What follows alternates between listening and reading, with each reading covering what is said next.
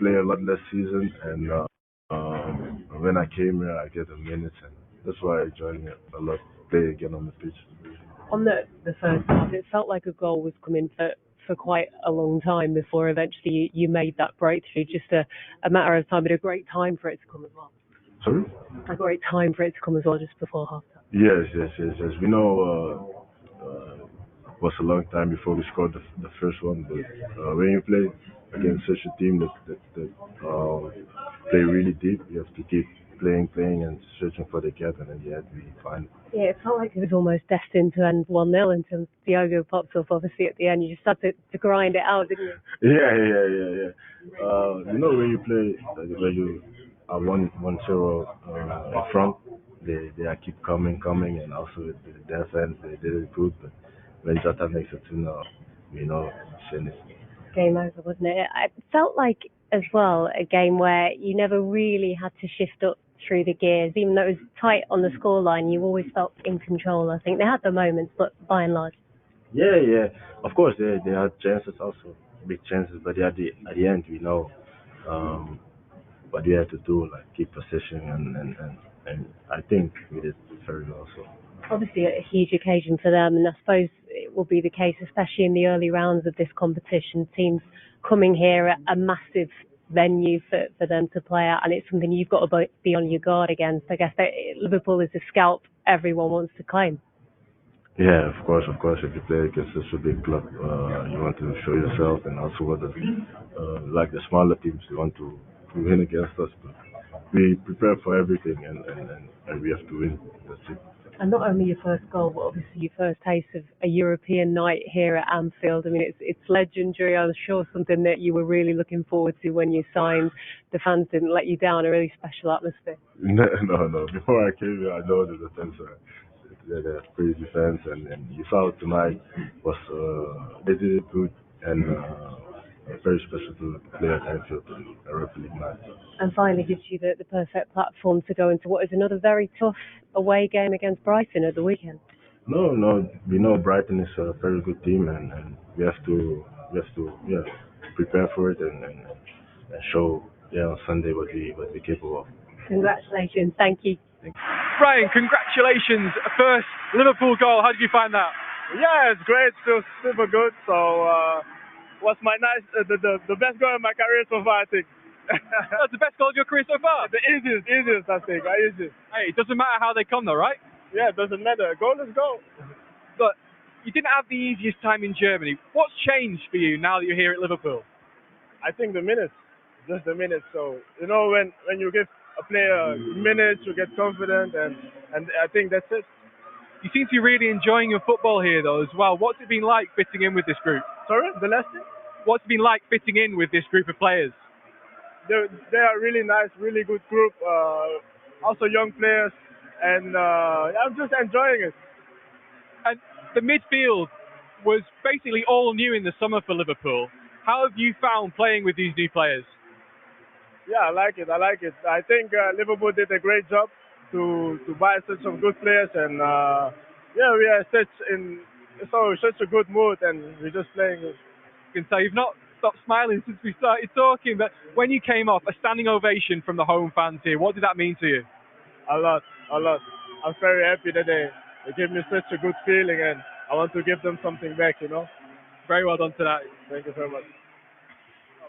He definitely wins the award of the smiliest player at Anfield tonight, doesn't he, Michael? I mean, he's a very happy chappy, and you can't blame him. He's got his first goal for Liverpool since signing for the club this summer. How do you think he's fit into the team so far? I thought he was very good tonight. It's great when you see that reaction, isn't it? Because most people feel it inside, but can hold their emotions. But why not? Why not let it out? That's how he feels. And what a night for him! His first goal, at Anfield. I think he could be a good player for Liverpool in the future. Liverpool's midfield has totally been torn up over the summer, totally. And now there's an opportunity for whoever wants to grab it. And he certainly grabbed his opportunity tonight. He was very good. Here's a statistic that just completely blows my mind. He is the first player in 21 years to score or assist for Liverpool in his first 3 starts. I think that's crazy when you look at the calibre of players that they have signed over the years, that is the first time in that many years that someone's done it. Yeah, and you've had that double checked and triple checked. I triple checked it, didn't I? Are you sure about that? Ran through a few plays that you thought might have surpassed that. It is. I mean, whether it's coincidence but as Mike said, the smile on his face, he's feeling the love from the crowd. He's feeling a confident player, a happy player gets the best version of that player from a technical and a tactical point of view. So his game is at his best because he's confident. The way that Jurgen Klopp and Liverpool are playing is different. It's not that sledgehammer football where it's 100 miles an hour all the time. It's possession based, and that will suit Ryan Gravenberch. And I think he's clearly confident, and he's going to help mould that midfield for Liverpool. And as he said there, it doesn't really matter how the goals go in, Michael, as long as you get them in. And he was in the right place at the right time. Exactly. I'm not going to complain. I was going to say, we could chalk up a few of yours if they didn't count. No, and hey, he was the person that was moving, that was anticipating it.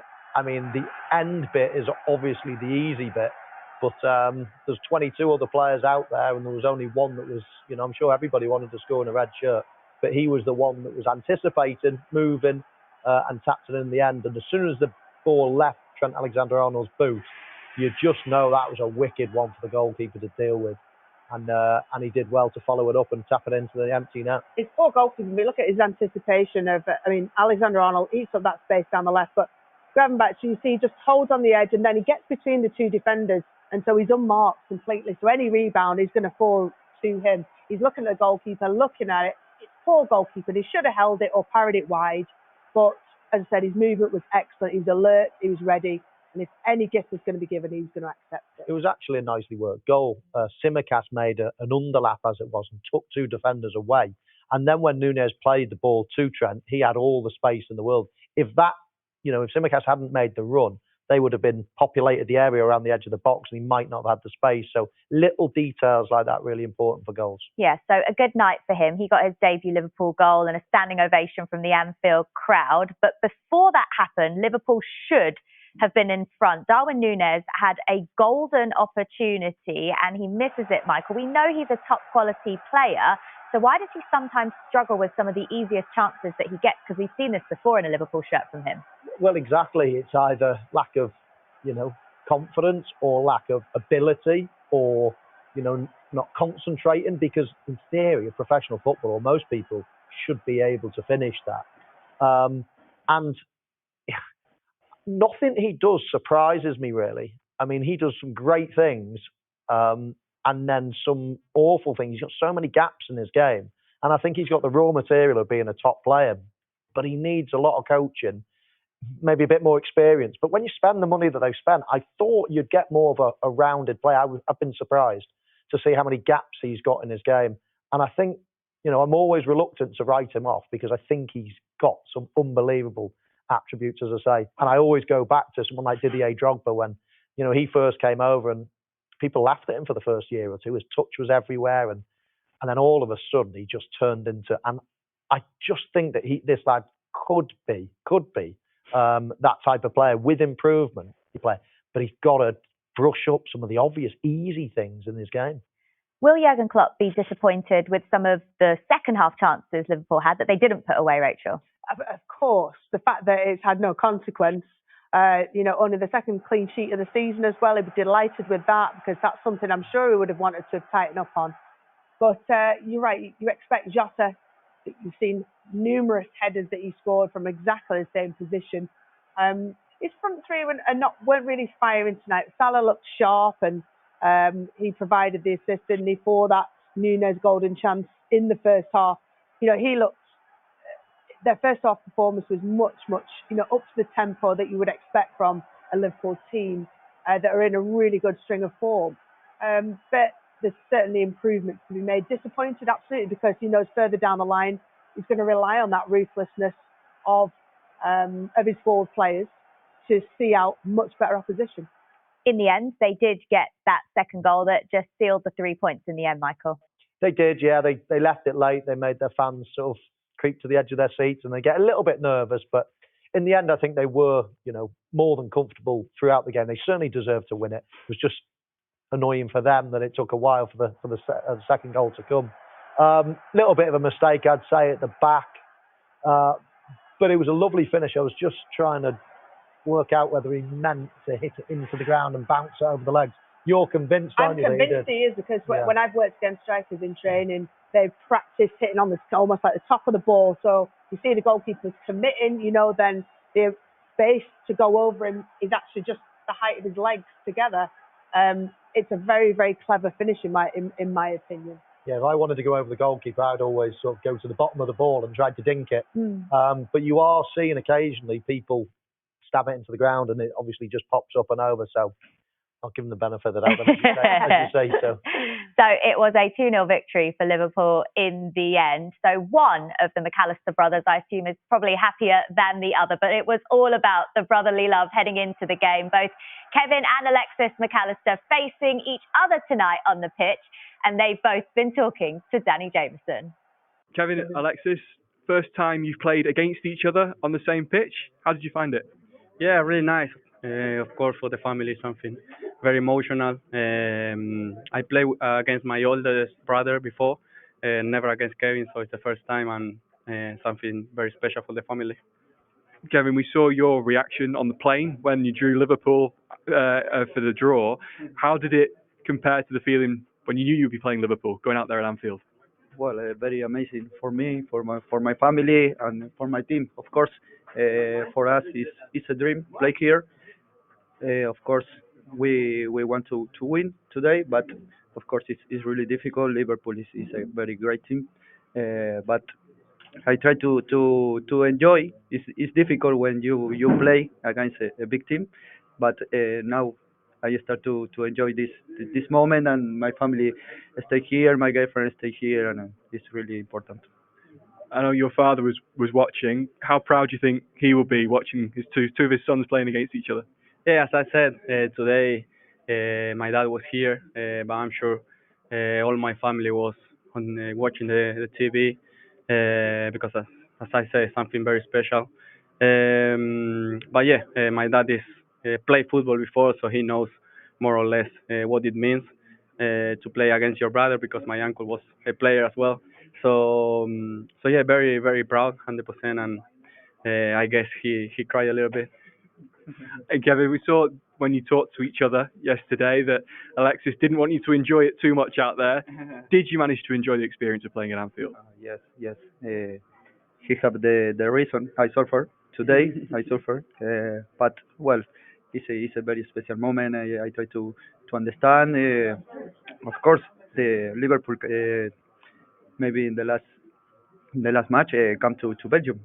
It's our revenge maybe, but today only think in this match and in this moment with Alexis, with my family here, with my family on the TV. Well, was really really special, and now the best part of the match. Will you swap shirts? Yeah, yeah, we will. Oh, I don't know if he wants from another player, but if he wants, of course, we will share. Well done tonight. Thank you. Thank you. Oh, that is just lovely, isn't it? You cannot help but smile watching that, can you, Rachel? Can you just imagine what that must have felt like for their dad watching? Oh, I mean, we saw clips of it, didn't we, during the match, and you could see there was not just his dad, there were other members of his family there. It must just be so proud. I mean, when I played at major tournaments and had your family around you, have travelled, thousands of miles to come watch, and just know how much it means for you on the pitch to see them up there and then to all get together afterwards. Because I'm sure that they don't get to get together socially very often because of their parallel careers. So I can imagine it was, you have to put that to one side. We can always do that as sort of professional athletes, but afterwards, that's what time to enjoy it. These are the football stories that we love to hear, aren't they, Michael? Because you guys know how hard it is to play football at a professional level. And in this family, you've got two brothers who have reached the top of their game, playing against each other, not just in any competition, but in Europe as well. It's so special, isn't it? It is. It's remarkable. It sounds like it runs in the family because the uncle, the dad, there's another brother in there somewhere. It sounds like everywhere is just easy for that family. But we all know it's very difficult to make it as a professional footballer, let alone play to this level and play for, of course, a team like Liverpool, let's say. So fantastic story, and great to see that they still get on, even though they're just, played a match against each other. But no, it's wonderful. And that's what it's quite a rare thing now. It is. It's quite good to see. And you can see the love between them as well, can't you? It's really nice to see. Right, we're going to take a short break. When we come back, though, we hope to bring another win, 100% in the group. What are your thoughts? Good. So really good start. Lost rhythm slightly. Gave too many set pieces away, obviously. They are 50-50 situation. I think the biggest situation was after a set piece when Ali, who played again the top game, but in that moment he missed the ball somehow. We could solve that, and that was obviously not good. As I said, really good in the beginning, lost rhythm, and then played too much around the formation than in the formation. Should have had more direction, all these kind of things, but yeah, you take what you get in these moments, and I really thought it was really mature and professional, but we could have been better in a lot of moments, of course. Spoke to Jurgen Gravenberch. He's got his first goal for the club. Absolutely buzzing. He seemed like he's got the right sort of character. He's really made an impact very early on. He does, and he did. He's a top bloke and really nice. I'm really happy for him. So look, even the time at Bayern was for sure not the worst in the world, but because he had 25 appearances, stuff like this, which is a good number for a very young lad. But maybe here he feels 100% involved again, and he is, because he is, and super important for us, and can now get rhythm, and not only for the game, important for a player as well. And you see that when he's on the ball, and when we can really bring him in the right spaces, then he's incredible, really incredible. I would say the goal was now not the most difficult goal he scored ever in his life, but maybe one of the most important, because it's his first of a lot, hopefully. Everybody's really pleased for him. So really nice story tonight. So it was the easiest goal of his entire career to us. Yeah, but goal is goal, how I learned it, and they all count the same.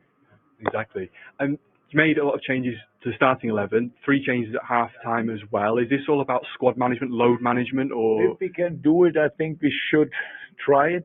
So we have only a short time for now, for turnaround for Brighton. And obviously last year we were awful there, so we have to do better. So that's why it's difficult. I'd hate thinking about the game after the game, but in these quick turnarounds, sometimes maybe you have to, and we have the problem that we obviously have 2 of our strikers not available. So for the next game, so we have to do it slightly different. And for tonight it was all right and worked out. And if we will do it always like this, I'm not sure, because I didn't think a second about it yet. But from the performance tonight, what are the things that you can take positively into the weekend? Job done. That's important. That's important as well. You cannot only win if you are really exciting and stuff like this. It's really important that you keep that you stay in a game like this. And it's now not for the Brighton game, because it's too quick a turnaround, but in general you can learn a lot from this game, because because with rhythm we look one way, without rhythm and without acceleration we look the other way, and are exactly the same players and the same opponent, and that's why it's so important. That you keep the ball rolling, that the passes are hard and clear, that you pass in the right moment, that you give the ball a direction, all these things. Plenty of things to learn. And yeah, we will use that. Thank you, Jurgen. You're welcome. Hearing Jurgen Klopp there saying that he actually hates thinking about the next games, but when you play Thursday and Sunday, you're going to have to do some kind of planning. And I suppose the positive with the win tonight, as well as obviously winning the game, is that the quicker they can qualify out of this group for the knockout stages, the quicker they can start resting players for perhaps what they may consider more important games in the Premier League. That'll absolutely be the plan, so that there's less at stake come the last couple of games in the league, in the group stage. Sorry. As far as focusing on one game at a time, it is absolutely that. It's just a different way of saying one game at a time. You've got a bookend tonight. It's done now. That's why he's pretty